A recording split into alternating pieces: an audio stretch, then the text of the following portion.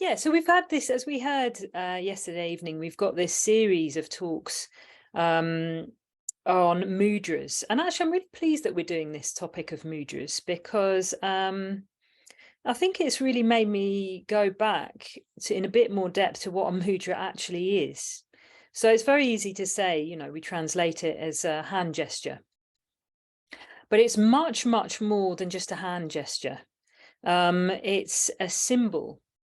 And one of the things that Bhante's really gone into, particularly on his talks on the Tantric Path series, is what a symbol is and the importance of symbols in the spiritual life.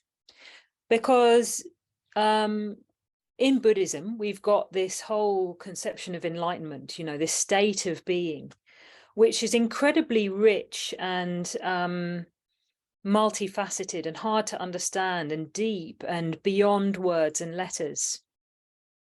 And it can't be contained in ideas. It can't be contained in language. So you're always trying to communicate this state of being, the enlightened consciousness, the enlightened mind. And what you've got in your sort of availability is ideas and thoughts and teachings. But the problem is that we think then that if we understand the words and if we understand the ideas, then we know what enlightenment is. So we need to have something that breaks us out of this kind of narrow conception of enlightenment, this sort of contraction of enlightenment in terms of the known, because that's what we're doing with words and ideas. When we think we've understood enlightenment as a state of being, or even the spiral path as states of being, we contract around the known. We think we've understood it when we understood the words. And what symbols do is they point to something beyond themselves. So they're alive and growing and they reach new areas. They're constantly evolving. You can never plummet the depths. You can never reach the depths of a symbol. They can't be pinned down or defined. You can get these lovely, beautiful books on what the definition of symbols are, particularly in the Tibetan tradition. I've seen some very beautiful books on, definitions of Buddhist Tibetan symbols. But that's all that is just a bit of an indication. What the real tradition is not to just read about what the symbol means in a book or get a kind of handy definition like mudra means hand gesture, but to really, really absorb yourself in what that hand gesture actually is, what that symbol is, and what it's pointing to beyond itself. The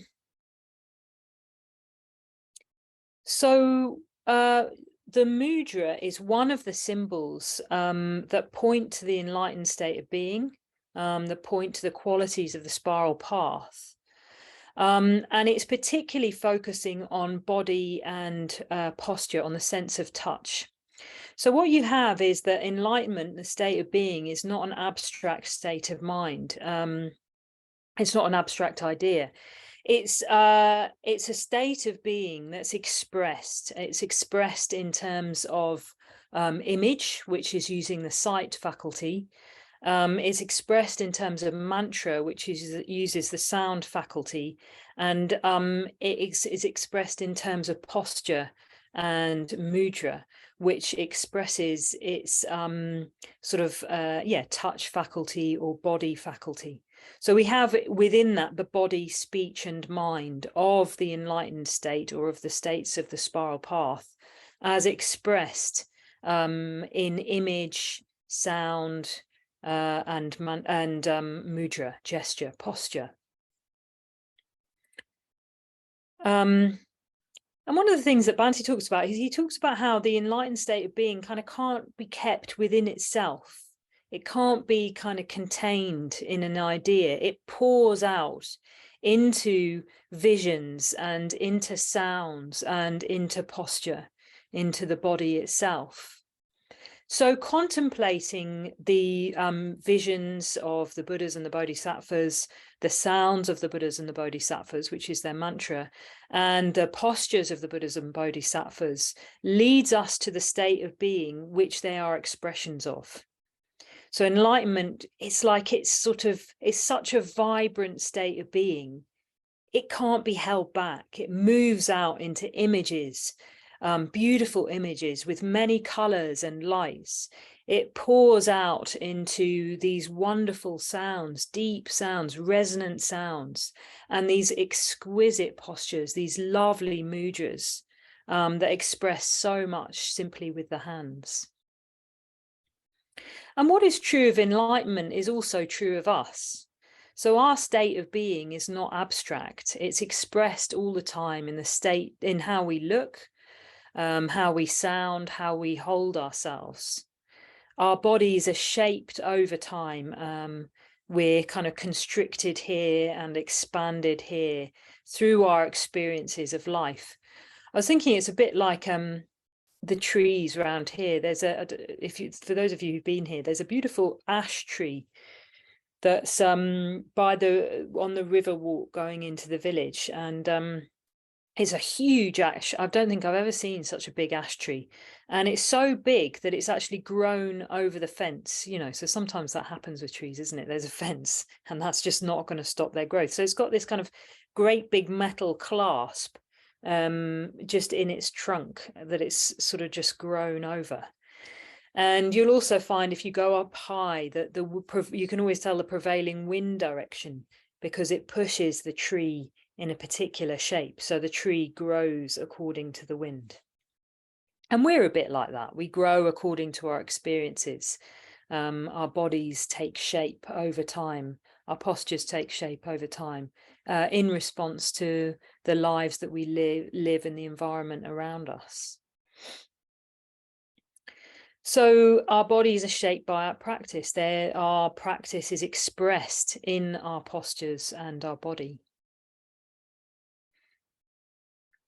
So going on to the Varada mudra, so you know what, I always thought that this particular mudra was called the Dharma mudra, and it was only since writing this talk that I've realized I was wrong.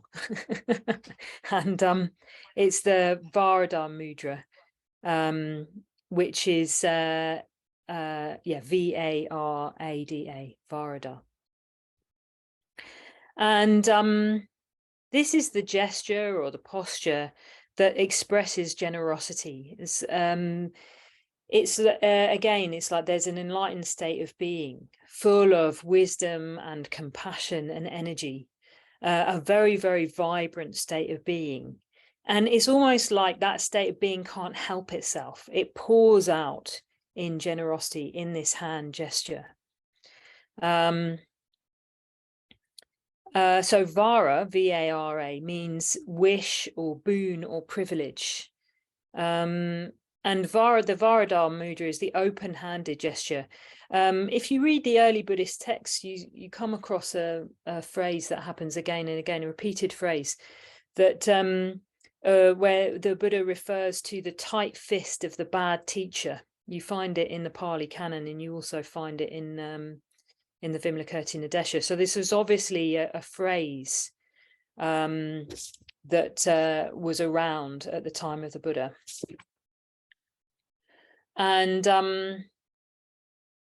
so in a way, the Varada mudra is contrasted to that. Instead of having a tight fist where you keep what you know, what you understand to yourself, the Varada mudra is opening out to express it to and to share that state of being with all others. I think when I've been I realized how much of this talk is actually informed by doing the White Tara practice. And the White Tara practice, as you know, Tara is also in the Varada mudra.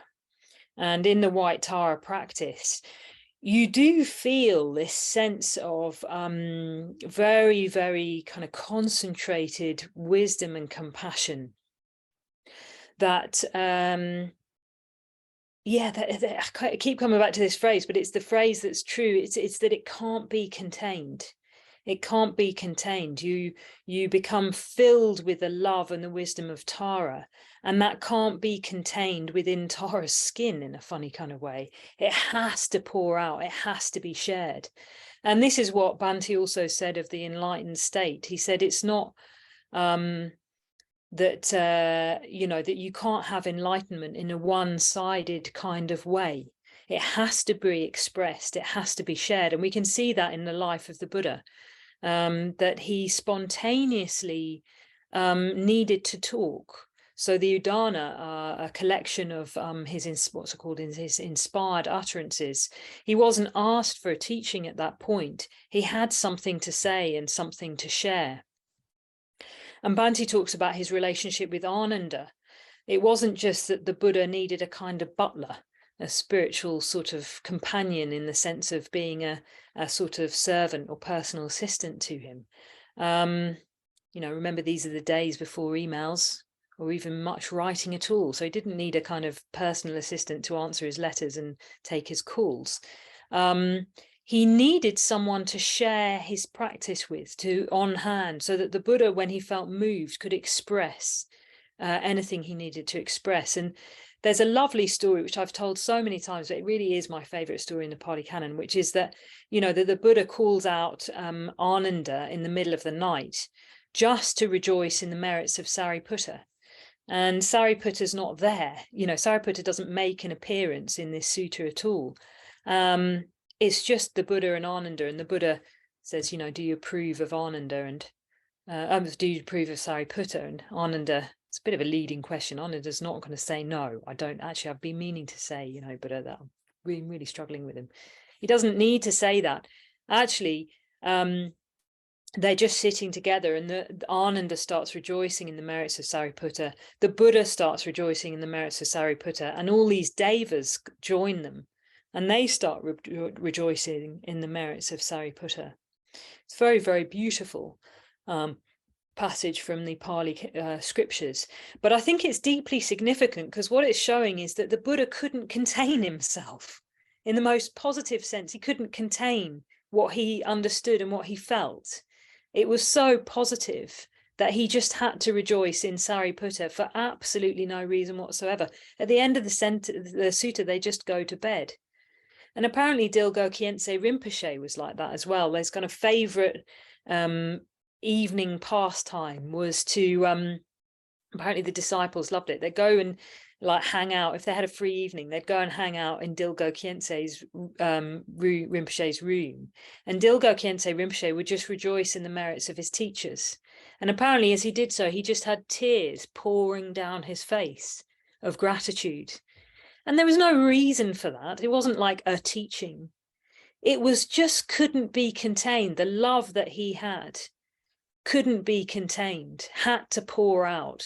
And to be on the end of that was apparently the most marvelous thing, that his disciples just really enjoyed that particular evening. Those evenings that they shared with Dilgo Khyentse Rinpoche, very informal, very, very kind of blessed. So that's what the Varada Mudra really means. It's that kind of just outpouring of generosity, of love, of sharing one's practice. So I thought I'd show you some actual, I will show you some pictures if I can have them. That's interesting.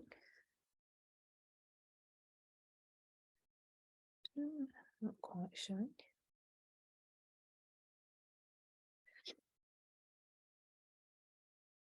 Let's see.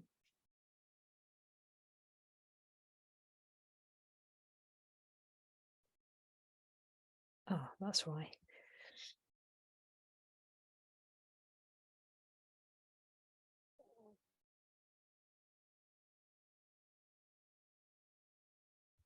Okay, I might not be able to do that.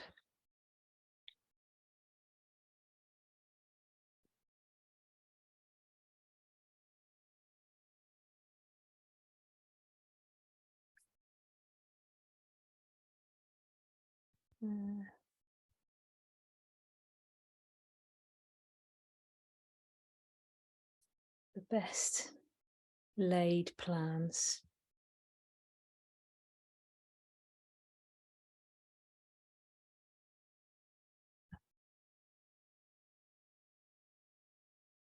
Oh dear.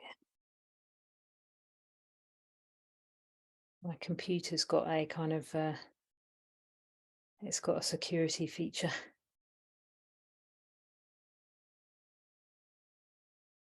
Okay, I'm not going to be able to share those. We'll share them later.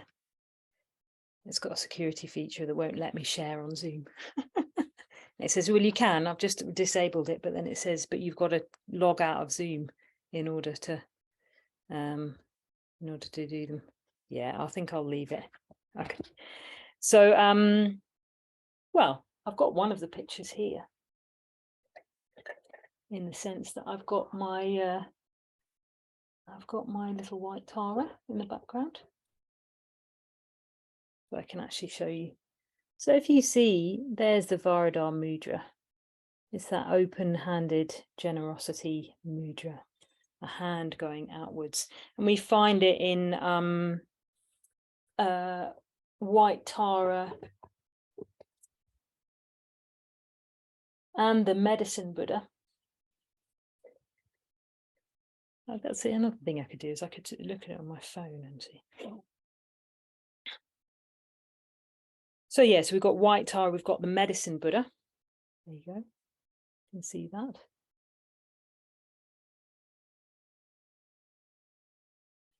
And we've got Vandika's beautiful picture downstairs as well, which I really love. This Varada mudra. It's quite mysterious. It's very, very made out of light, golden light.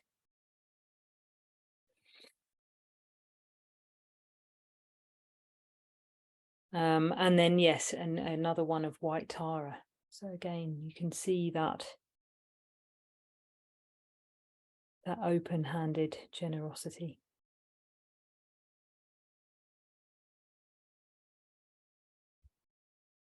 So yes, it might be something you could actually do in meditation. Just sit there as you're meditating with your hand in that mudra, that open-handed mudra. But it's not just the hand. I hope you all have sufficiently internalized the picture, the sort of posture of white Tara and Ratnasambhava to know that it's not just the hand, it's the whole body. So Tara, the medicine Buddha, Ratnasambhava are all figures that are very, very still in themselves. Their back is straight and they're completely aligned. They're very present in the kind of core of their body.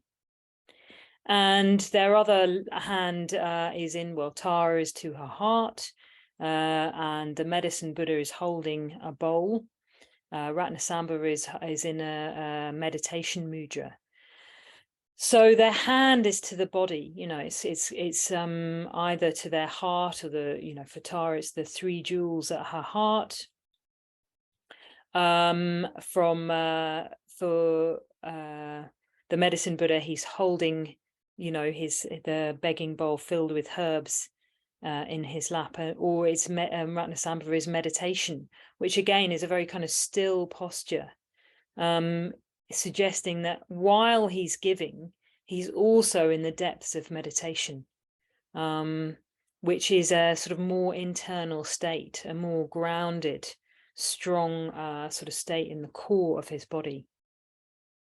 So you've got this open gesture with a sort of soft part of the open hand and this very strong core. And I think this is really, really important because I think through life's experiences, we can think of generosity either as, well, we can kind of move between, actually. We can move between seeing generosity as something where we have to leave ourselves behind. So that's what Vajragupta was talking about this morning. Sort of metta is stepping out of ourselves towards someone else. So we can even physically adopt that kind of posture where you lean forward, you lean in. And as you lean in, you move away from your center of balance. You move away from the core of your being. In Buddhism, in meditation, the reason why you sit up in meditation is because you have this very, very strong core of the body, the central channel.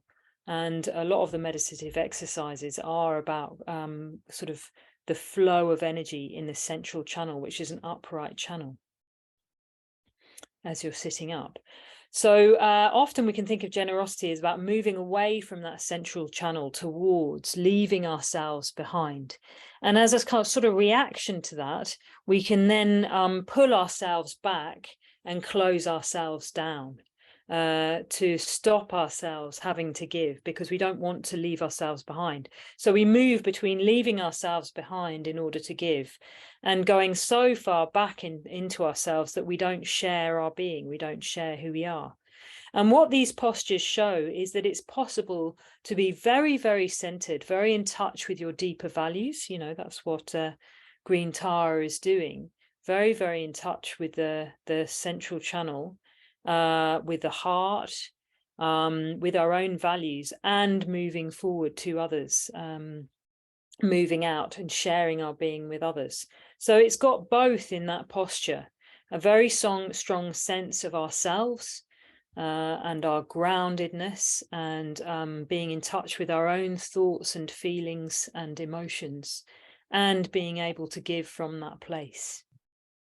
So I think there's a lot in that, actually. What Buddhism is saying about generosity with the Varada Mudra is that it's an expression or an outpouring of a state of being which is very, very centered.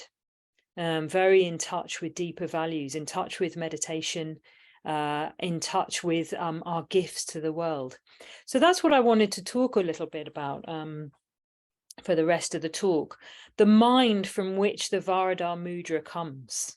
What's the mind from which Varada Mudra comes? True generosity. What is the state of being from which generosity springs?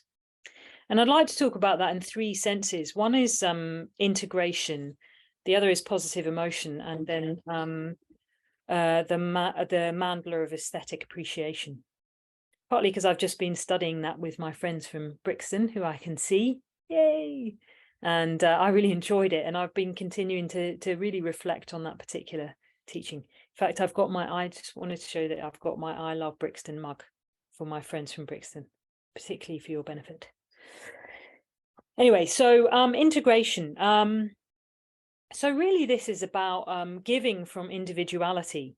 You know, so Bhante talks quite a bit, and I think he's really, the more I practice, the more I see the importance of his teachings actually on becoming an individual in relation to the group.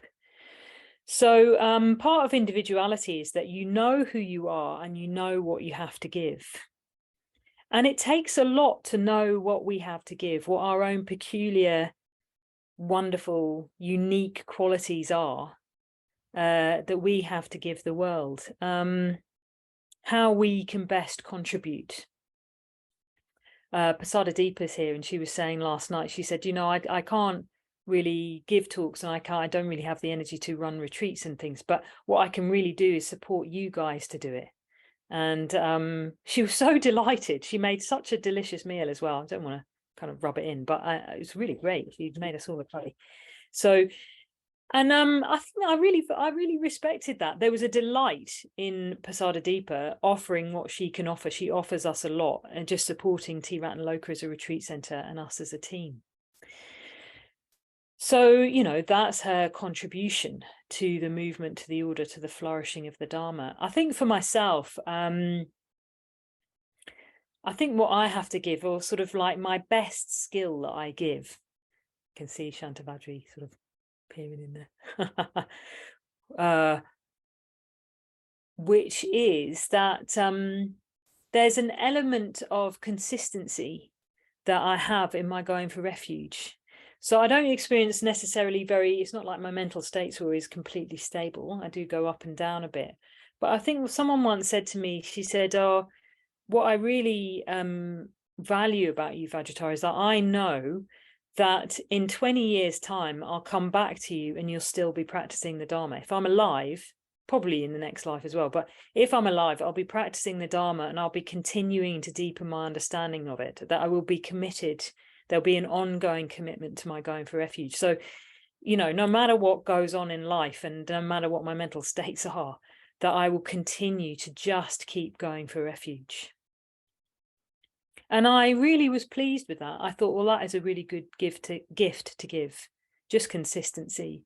commitment, and the surety that whatever is going on, whatever happens around us, ups and downs, there'll just be this kind of continuous practice, this devotion to the Dharma.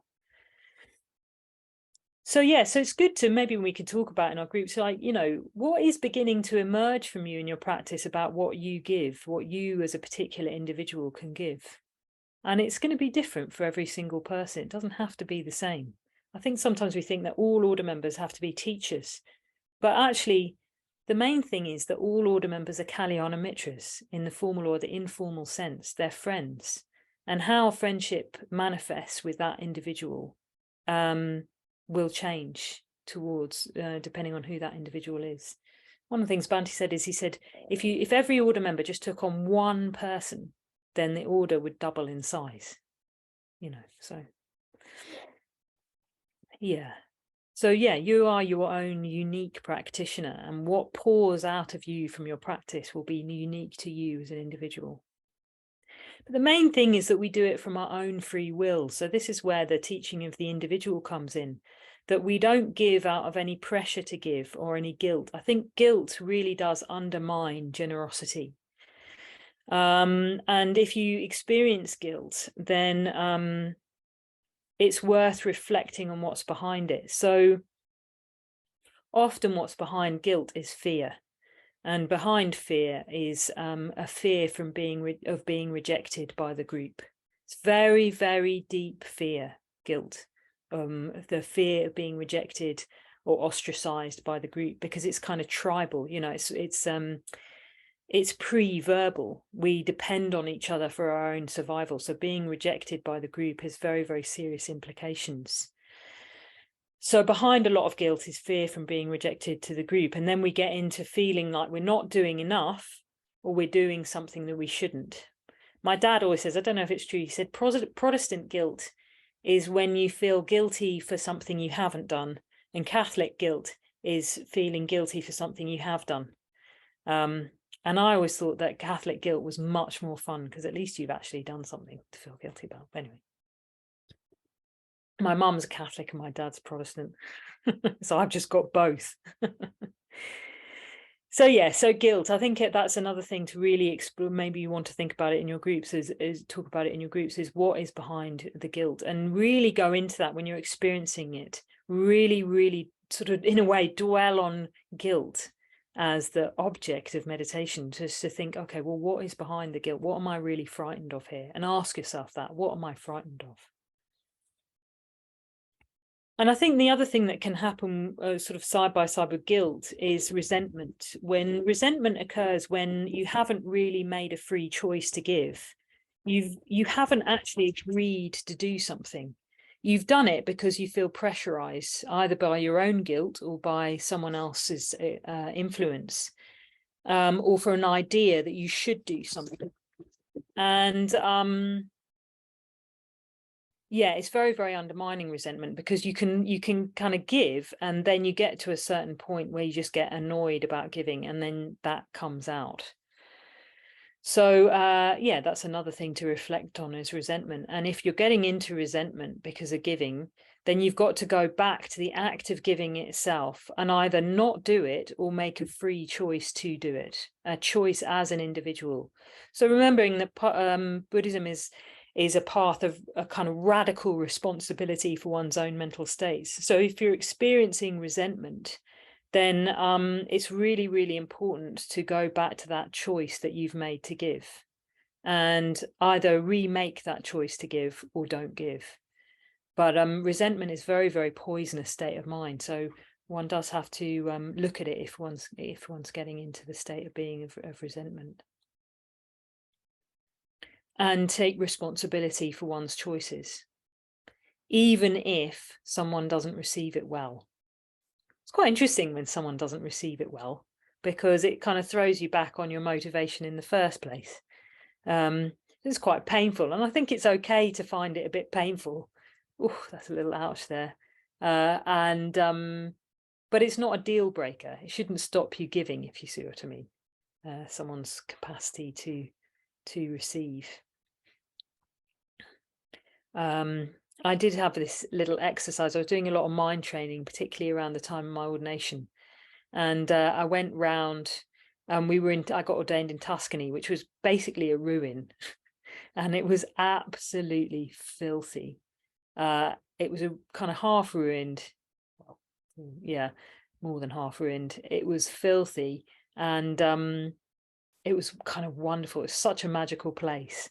But it really, yeah, it was a kind of quite a bizarre situation. It's an old monastery in Italy that had been bombed in the Napoleonic Wars and never been rebuilt. Anyway, so but it did have windows, and I decided that I'd go around and clean all the windows and not tell anyone, no matter what temptation there was to say who'd done it, but just not tell anyone and see if I could handle it. So like people going, God, it's amazing. All the windows are clean and I can actually see out of them. And who did that? And I'll be like, I don't know. But, oh, God, I killed. I was trying to really work on my motivation for giving, independent of how people would receive. Anyway, I've broken it now because I've told you all. But at the time, I managed to keep quiet. So, yeah, so an individual will just keep giving no matter what the response is. Because you're responsible for your own act of giving. And of course, that act of giving, from a Buddhist point of view, comes out of positive emotion. So it's sharing the love. It's an expression of the affirmation of someone else's being. This is how Bhante talks about it in the 10 pillars. That we affirm the being of another by acts of generosity. And you give what will help them, particularly to grow as human beings. So I won't go into them, but you've got your list that Bhante talks about in quite some depth in the series on the Bodhisattva path. He talks about the giving of material goods, food, clothing, and shelter. He talks about the gift of fearlessness,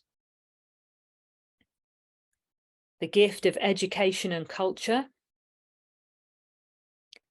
the gift of life itself, the gift of merits, and the gift of the Dharma. But the main thing that all those things, there's a lot to talk about in each one. I won't talk about them in this talk, but if you haven't listened to Bhante's talk, do listen to it. The main thing about all those things is that they come from love, positive emotion, imaginative identification with another living being, which is the way that Bhante talks about love in the 10 pillars. So you imaginatively identify with another human being and what they might need, because you know what it's like to be a living being. You know what it's like to be human.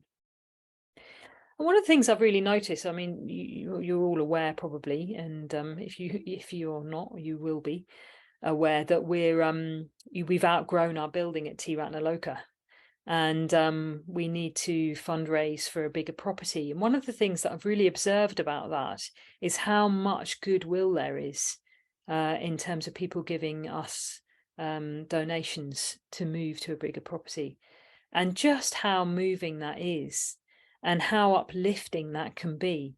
That it's not a pressurized there's no pressure to give.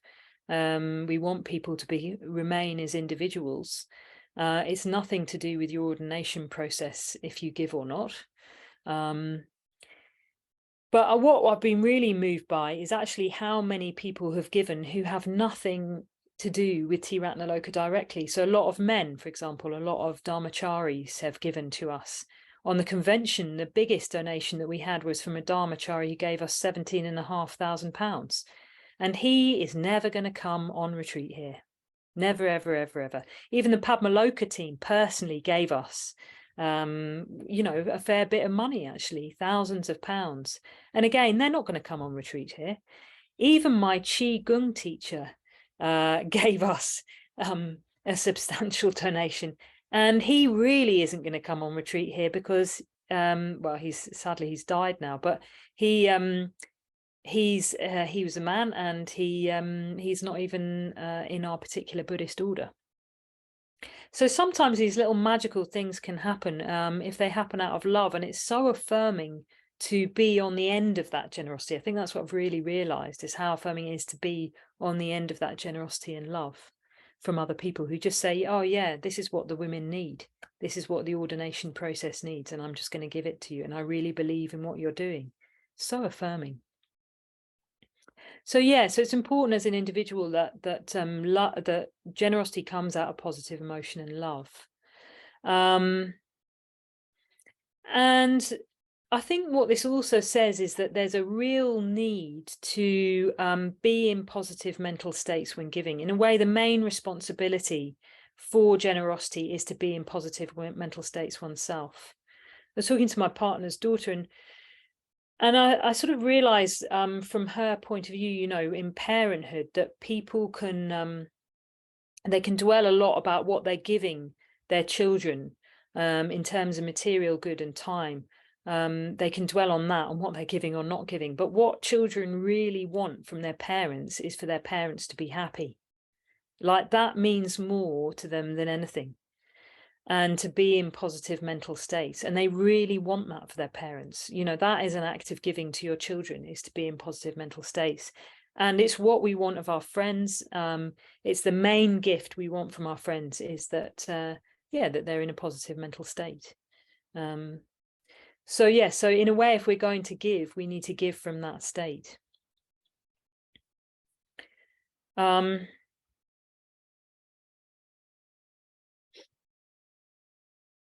Yeah, part of positive emotion is also gratitude when someone does give you something.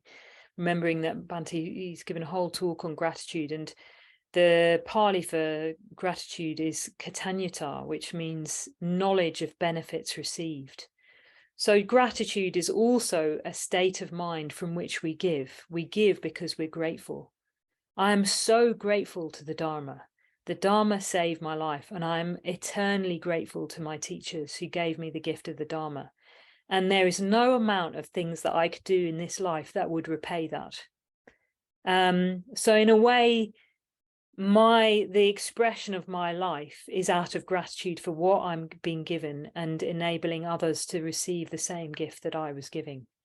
Because that wellspring of gratitude is really limitless in my being, because I know the importance of the Dharma and I've seen what it can do.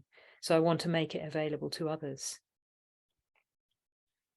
So yeah, so I think gratitude is also an incredibly positive mental state from which to give. We give because we know what we've received, and we want other people to benefit from that. But there's also the state of mind of the mandala of aesthetic appreciation. And I think this is sort of more than positive emotion, or maybe it's the aspect of positive emotion when it shades into spiritual receptivity, death and rebirth. That we can give from a state of mind that's of delight, play and beauty, and everything taking place within that state of mind, which is delighting and loving and beautiful, responsive to beauty. So you might remember that Bhante talks about the mandala of aesthetic appreciation in the book Wisdom Beyond Words. He talks about it there. It's actually in a seminar on the Ratnaguna Samchayagata, but it's not really about the Ratnaguna Samchayagata. That just inspired this little discussion that he had about aesthetic appreciation. So a mandala is when you take an aspect of reality and you surround it with beauty. And he talks about being in a state of mind where you're constantly dwelling in that state, and everything that you do is in reference to what's in the center of your mandala, and is making your life a kind of harmonious arrangement around what's most important to you, what's of most value to you. And he talks about it as a shift between seeing things in utilitarian terms to aesthetic terms. So we have the state of mind, which is vidya, which is ignorance, traditionally translated as ignorance in Sanskrit, vidya, Pali vidya. And in the state of mind of vidya, ignorance, we have this tension and strain between self and other. So we experience ourselves as totally identified with this subjective pole of our experience, and either in opposition to our objective pole of our experience, to what's out there, or in a relationship of craving towards it. So we're always trying to escape our external experience or trying to grasp after it, from a point of view of ourselves as kind of fixed and separate. But the problem is that in a funny kind of way, the subject and object get bound up together. As we try and escape an object or try and grasp after it, we sort of create a more bound relationship with it, a sort of obsessional relationship with the external world that's purely from our own interest. So all our awareness, all our senses constrict around this object, whether we like it or whether we don't like it, and are bound up with the object and see the object purely in terms of our own self-interest. So utilitarian knowledge is when we see things in terms of whether we like them or don't like them, and what we want to get out of them, or whether we want to push them away, or what they mean for us. And there's this lovely story that Bhante tells about going to see this tree in the forest, and he says, "What a beautiful tree." And his friend says, "Yeah, that would keep you in enough firewood for the whole winter." And in a sense, that's that kind of relationship where you're constantly in relationship with the external world in terms of what you can get out of that object. And our senses contract around the object. We get an obsessional relationship with the object in which we contract. So we've all been in that state of mind, even fairly ethically neutral things like our senses contract around emails or ideas or meetings, or, whatever we're looking for. It's like when you suddenly get into a certain form of craving, like sometimes I get into house craving. And then all I see is houses and whether I'd like to live there or not. My senses constrict around the object of craving, or clothes, so I suddenly get it into my head that I want a particular, I don't know, skirt or something, or, a particular jacket. And then it's like my senses constrict around looking at everyone's jacket. It's almost like we've got our own algorithm. There's the computer algorithm which senses what you want, and then from what you search online, and then just bombards you with advertising according to that thing, and our own minds do that. We don't need an algorithm on a computer. We've got our own minds, which will very successfully constrict around an object. And so because our senses are constricted, we stop seeing the world. We stop seeing the world. We close down our senses, and we stop, often towards the mind sense and away from seeing, hearing, smelling, all the other delightful senses, touching, that we have. Our senses become closed and constricted. Whereas avidya, which is wisdom, is a relaxed and open in awareness. All the senses are available and mysterious, and you're sensing in a much broader capacity, not just in terms of what you want to get out of something, but in terms of breadth and interest and delight in all of the sensory information that you're receiving. You're no longer constricted around an object. There's an interest in the gift, the giver, and the receiver as a whole unity. And that can sound, Bhante talks about there being no difference between the gift, the giver, and the receiver. That can sound like a kind of blank experience, but we do experience that as kind of, it's not that there's nothing there anymore. It's just that there's equal delight and interest in all those things. So we do experience, even that state of, not sure I really want to give this, or we do experience other people, and that they're different from us. And we do experience the gift itself as being pleasurable or interesting. All happens in this breadth of awareness, a kind of flow of love or energy, but deeply felt and enjoyed. Yeah, even that sense of like being pleased that we've given. You know, sometimes Bhante used to give a talk apparently, and afterwards he'd just say, "Oh, did you like that talk?" And he'd go, "Yeah, no, I thought it was really good." You know, so it's not that it doesn't matter to you. I suppose that's what I'm saying. It doesn't, that there being no gift giver or receiver doesn't mean a state of nothingness. It does not that it doesn't matter to you anymore. It's just you're delighting in it all, in this kind of open sense of aesthetic appreciation.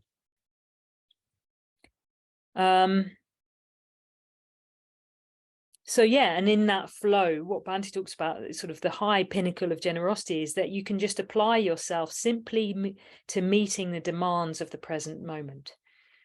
So you simply meet the demands of the present moment, because everything is alive to you and you can sort of see what's needed. So I'll just read a bit about the mandala of aesthetic appreciation. He says that the Bodhisattva appreciates things. They have an aesthetic appreciation of them. They're not interested in using them in any particular way or for any particular purpose. They've got no ego, as it were. There's no desire, there's no craving, so there's no subject, there's no object. If you were a Bodhisattva, in a way you enjoy the world as much as you enjoy a work of art, except that there's not an object out there hanging on the wall, as it were. It's something you're in contact with, something that you feel, something that you experience, something that you enjoy. Therefore, one can say that the purpose of a bodhisattva's life, if one can speak of a purpose even, is to enjoy the world apart from utilitarian considerations. The attitude of the spiritual person is, in a way, more like that of the artist. So you can get a sort of glimpse of that state of mind and what it's like to give from that state of mind, that you see all things in a kind of in an overall medium of metta. You know, Bhante says that it's not that consciousness is the medium in which metta moves, but actually metta is the medium in which consciousness moves. So you can get into a state of mind where actually you just feel love without an object. And you delight in things, you delight in other people, and you delight in the gift itself, and you delight in yourself. And you arrange everything in a relationship to what is at the center of the mandala, rearranging, you know, giving is just about rearranging everything in harmony, in this harmonious mandala. Bestowing beauty and harmony to all beings.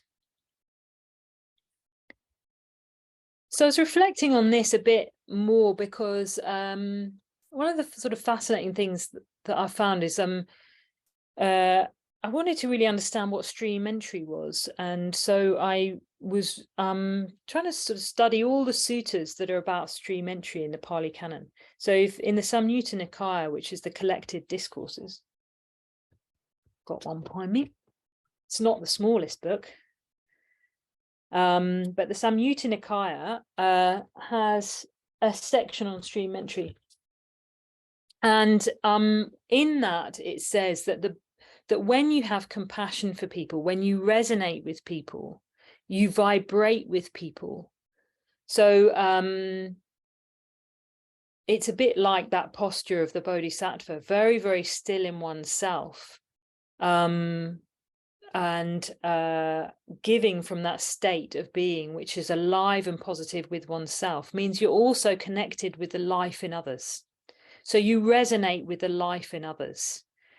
The word in Pali is anukampa, which means shaking or trembling. You're resonating with the life in others. You feel the life in others, just as you feel your own life. You're not separate from that sort of vibrancy of your own life. You feel the vibrancy of your own life, and you feel the vibrancy in another human being. And it says if you're in that state with other people, the best thing you can do is to help them to move towards stream entry through the 4 factors. So all that section on stream entry in the Samyutta Nikaya is about the 4 factors of stream entry, which are to have faith in the Buddha, Dharma, Sangha, and virtues dear to the noble ones. So it's really interesting. That's how it's conceived. Part of stream entry is conceived in the Pali Canon. It's conceived of as a high state of faith. Faith in the Buddha, the Dharma, and the Sangha, and in virtues or ethical practice dear to the noble ones. So what the Buddha is saying at this point is, if you really have compassion for people, if you really want to give from a positive state of being, what you need to do is to help others establish themselves in stream entry and in faith. To do that, they need faith. So what you can really do if you want to give to others is to help encourage people's faith. So that's quite a strong thing to say. And I keep turning that over in my mind. There's so many bits in the Buddhist literature about giving. Yeah, and I'll put in the tea break, I'll put all the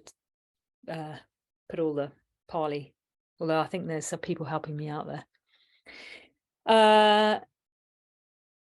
Yeah, so why is this the best gift to help people establish them in some faith? Well, of course, it means helping them. In the Pali Canon, it's saying, because basically, if people are stream entrants, they don't have to be frightened of death. It's quite a simple point, actually, in that particular section of the Pali Canon, because your mind is so stable that even with the breakup of the elements at death, your mind will continue its course.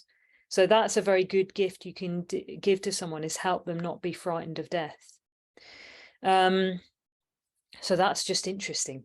You know, it's interesting to reflect on. And how do we do that? I think what it means is really helping people to contact their higher values. So you've got a vision of human potential and a method that you can follow in order to realize that potential, which is the Dharma, and the community that you can really communicate with. So these are all higher values. You've got a path. There's a path to practice. And it kind of relies on this vision that all human beings want to grow and develop. At their heart, that's what they want to do. They go about it in crazy ways, but at their heart, at the depths of their being, they know they can grow and develop. They know they can transcend their current state of being to develop more wisdom and more love and more energy. And you want to help them get there. Sometimes that means then the best gift is just getting out of their way. But I think there's also a gift, which is that if we love those higher values than ourselves, if we really, really, truly can feel what the Buddha, Dharma, Sangha, and ethical practice really means, then we can communicate from that basis. So Bhante talks about it as a vital mutual responsiveness based on common ideals and principles. So if we're really deeply in tune with our own Dharma practice, that is our primary responsibility for the Varada mudra. We're in touch with our own inspiration, our own faith, our own love of the Dharma, and we just allow that to pour out into our communication. So if you remember the quote from last night from Living Ethically, Bhante says, giving is a kind of communication. The more intense and more true the communication, the less it is possible to speak in terms of either giving or receiving. The giving becomes the receiving becomes the giving. Who is receiving from whom and who is giving to whom, it becomes impossible to say. And I think what we're doing in that process, I've reflected on why it's the 4 factors that are so important for stream entry. You know, what is it about faith that makes you a stream entrant? And I think the thing about faith is it means that you're offered a vision that's more compelling than samsara. There's something more beautiful to you in your life than delusion itself. So if I think about my best kind of gift in terms of the Varada Mudra. It's that I experience the three jewels is incredibly compelling and beautiful. And I want to help other people to also see how beautiful they really, really are, to experience that from themselves, for themselves. Because the more beautiful higher values are, the more attracted you are towards those higher values, and the more you move away from the lesser values of greed, hatred, and ignorance. Bhante talks about the pull of samsara and the pull of nirvana. We've got to make the pull of the nirvana much, much more strong, the compelling force in people's lives. So that's what we're doing when we're giving in the Sangha. We're sharing the beauty of our own spiritual lives, and we're helping other people to contact the beauty of their own spiritual lives. We're creating an environment in which the individual can flourish in their own faith and their own growth. There's this really wonderful story in the Vimalakirti Nadesha, which is about Vimalakirti sort of sending up a teacher, really. There's a lot of Vimalakirti sending up various people, sort of making a point with the arahants in this case. And this particular arahant is called Purna, and he's teaching these monks. And Vimalakirti comes along and says, no, it's not like that. It's not like that. He says, you're teaching them as if they don't know anything. And he says, look, it's like comparing glass beads to jewels, or the howl of a jackal to the roar of the lion. You're teaching them as if they don't know anything.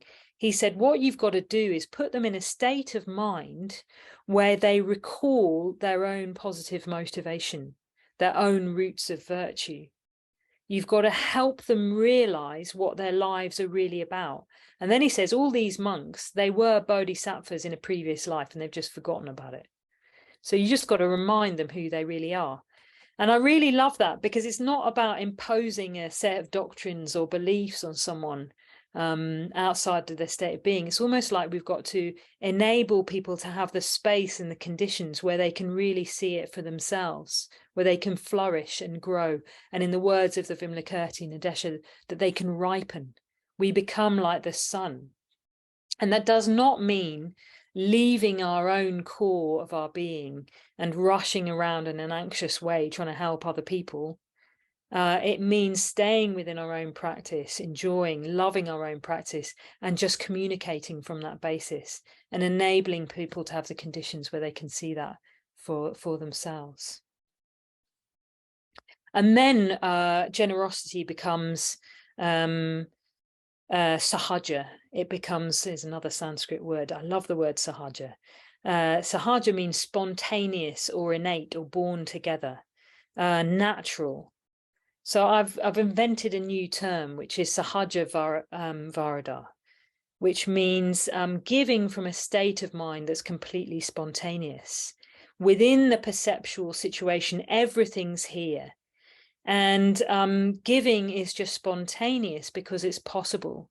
There's a kind of resonance with other human beings. There's a resonance with the life and the spiritual potential in all beings.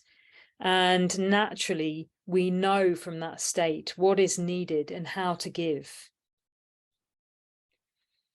And I think in order to get into that state, what we really need to do is just be aware, aware of our own Dharma lives and aware of other people. So sometimes the Varada Mudra means just sitting in meditation posture with your hand out. It doesn't mean that you have to get up and do things, although sometimes it really, really does. Just to add that caveat in there.